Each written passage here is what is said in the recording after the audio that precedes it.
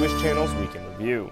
A stabbing at a famous synagogue in Brooklyn, artisanally fleeing, theater awards, and more of the Jewish news that's changing your world right now in this episode of the Week in Review. Hello, and welcome to the Jewish Channel's Week in Review. I'm Stephen I. Weiss. A man was stabbed while praying at an iconic synagogue in Brooklyn on Tuesday by a man screaming repeatedly, "I want to kill the Jew." Levi Rosenblatt was praying at 770 Eastern Parkway, the Crown Heights headquarters of the Lubavitch movement, when he was stabbed in the face. 49-year-old Calvin Peters can be seen in video in the synagogue holding the 9-inch knife in a confrontation with police in which Peters was shot and killed. Rosenblatt reportedly was in stable condition at Kings County Hospital. For many in the Jewish community, this attack is resonant of the killing of 4 men in a synagogue in Jerusalem last month. Coincidentally, Rosenblatt is Israeli and had only arrived in New York 2 weeks ago. New York City Police Commissioner Bill Bratton said, quote, "We are very, very confident it's not a terrorist-related act at this stage," adding, "There's no indication that the subject had any affiliation with any terrorist organization." At the same time, many behind recent attacks on Jews in Israel and around the globe were not affiliated with terrorist organizations either, and seem to be acting without funding or guidance from terrorist groups. The world certainly appears to be increasingly dangerous for Jewish citizens in recent months in facing random, violent, anti-Semitic attacks. Many synagogues in America had already seen increased police presence after the attack in Jerusalem, and New York Police Department anti-terrorism czar John Miller said that after Tuesday's attack, quote, "You will see some enhanced coverage in terms of police presence at these locations." Moving on, debunking a news item about Hasidic Jews that spread very quickly without anyone really checking if it was true. Bono, the lead singer of U2, does not in fact dress like a Hasid when he's biking. The assumption he does do that came in an off-the-cuff comment from U2 guitarist The Edge. When Bono was injured biking through New York's Central Park, The Edge was asked why no one had taken pictures of the lead singer, and The Edge answered, "You know, when Bono goes cycling, he likes to dress as a Hasidic Jew." The story spread like wildfire, but The Edge was actually joking. In Israel news, the Palestine Liberation Organization was upgraded to non-state observer status at the International Criminal Court, commonly named by its location, The Hague. Palestine is already an observer state at the United Nations General Assembly, and similar status at The Hague would give Palestine the ability to file war crimes charges at the court. The PLO is led by Palestinian Authority President Mahmoud Abbas, and this is a continuation of the march toward international diplomatic recognition Abbas has been completing. But while negotiations for Middle East peace don't seem to be on the horizon, negotiating for a good buy at a flea market is a time-worn tradition, and as we approach the gift-giving holiday season, Christian Eaton stops by perhaps the best-known flea market for handcrafted goods. It's weekend holiday shopping time in Williamsburg, Brooklyn, and customers are browsing the booths of one of the borough's coolest markets, Artists and Fleas. Since 2003, shoppers from around the world have spent Saturdays and Sundays at the market buying new and vintage clothing, jewelry, artwork, and more. TJC stopped into the market's massive space on North 7th Street in Brooklyn to talk with Artists and Fleas Jewish founders, husband and wife team Amy Abrams and Ronen Gleimer, about their creation and its Jewish connection. I don't think that there's any Jewish person in New York that doesn't have some member of their family that came to America and was a merchant and set up shop. So in Ronen's case, his father and his grandfather specifically had shops. It's very aligned with our history and our tradition because we are technically merchants in many ways too. We're just, hipster merchants, I suppose, in New York City in this day and age, or merchants for hipsters. We're not so hip, but our vendors certainly are. Ronen said Artists and Fleas was also partially inspired by Israeli markets. My father's Israeli. I've gone there ever since I was a little kid, and going through the Old City Market in Jerusalem was always a thrill, was always cool, and always sort of stood out in my mind. There's Shuk HaPishpishim in Tel Aviv Yafo, which is a really cool flea market that's also evolved over the years to now have a lot of artist boutiques and is kind of like the hip epicenter. It feels like Williamsburg of Tel Aviv. Finding such large warehouse spaces in the quickly developing neighborhood is difficult.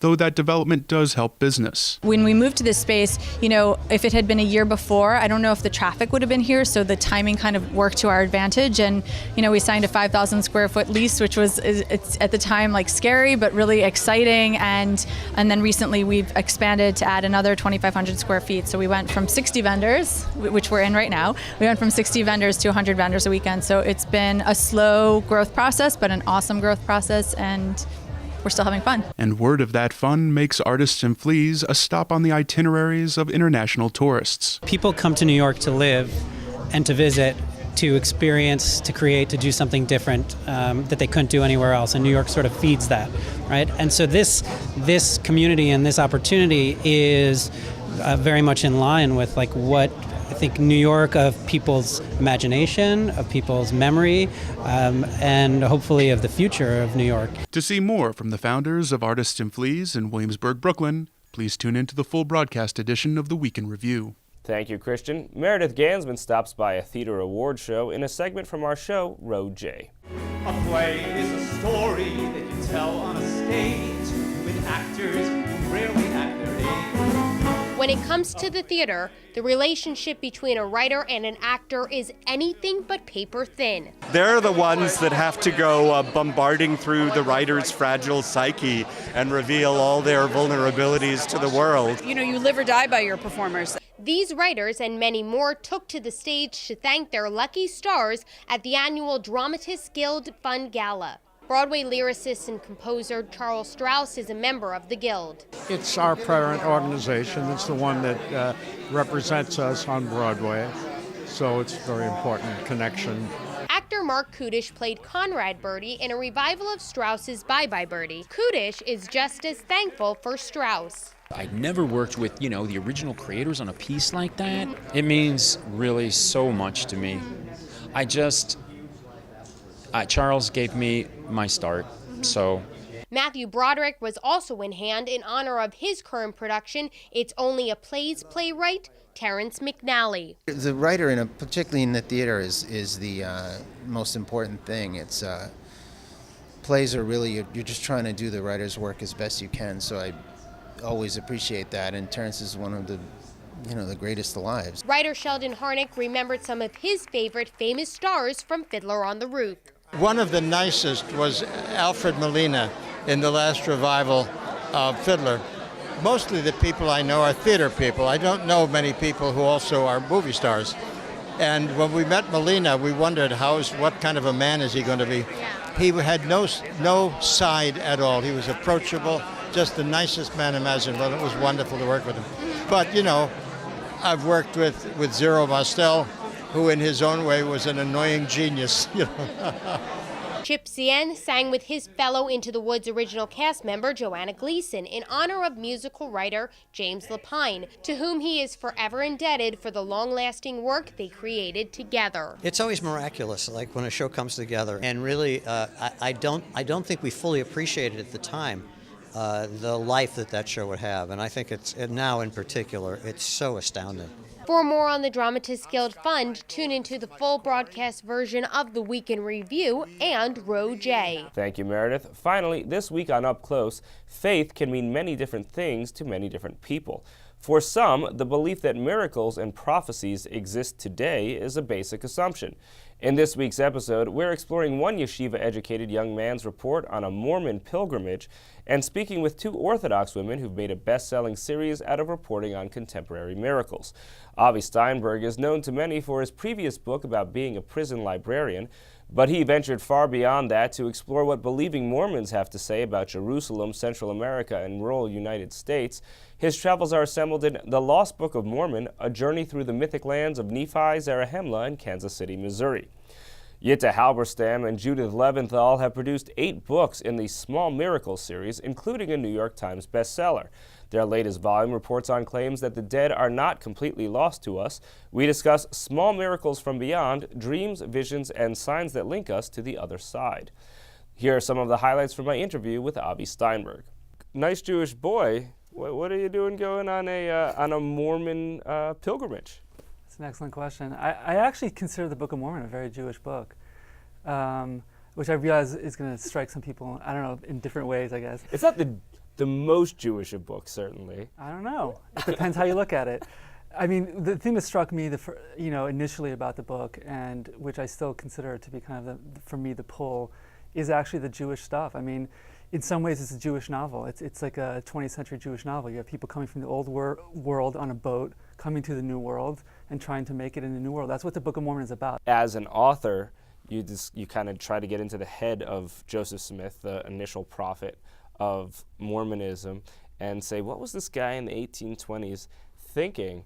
And ultimately, that if you're going to write a book, and you want something to stick, a sequel to the Bible, that is going to sell. Yeah, right? Absolutely. It struck me as very American to try to go all the way, to really just go for the gold, go for the top, and saying, that you're going to write a sequel to the Bible, to me is it's audacious in a way that seems very American to me. You open yourself up to the kind of the Mormon experience, and you go through this pilgrimage.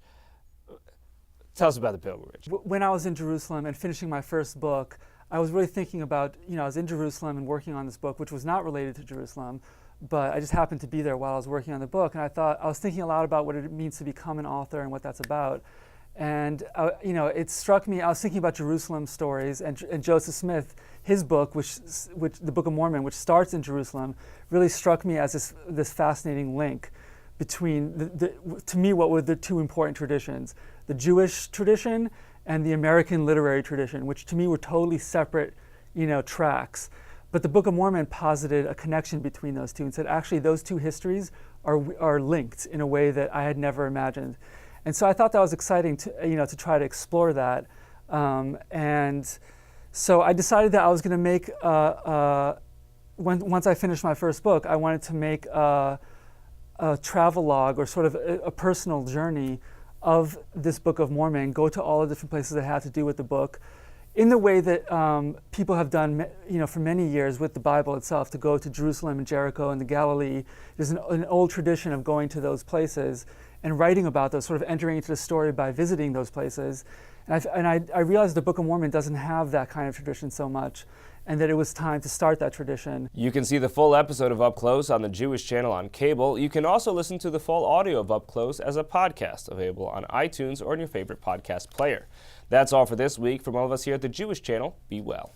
The Jewish Channel is available on cable: Time Warner Cable Channel 1640, IOPLM Channel 505, RCN Channel 268, Cox Cable Channel 1, Bright House Channel 330, Verizon Fios Channel 900, and on Comcast and the on-demand menu on premium channels. For more information, visit tjctv.com.